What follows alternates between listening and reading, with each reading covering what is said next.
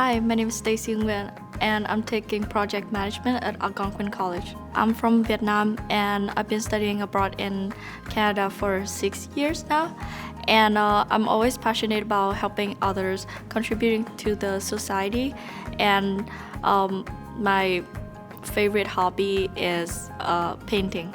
I usually like to paint like nature and cartoon character, whatever represent me the most or represent my vibes. I like to express it out. The reason why I chose Algonquin College because I heard a lot about the opportunities to growth and hands-on activities. When I think about Algonquin College, I think about a society that's very well connected, very welcoming, especially for an international student like me. Throughout my study, I have made a lot of friends. So I'm doing an internship at a digital marketing company right now. Hopefully, after I graduate, I will be able to transition into working there to be my career, no matter what age or what nationality, what background you're in.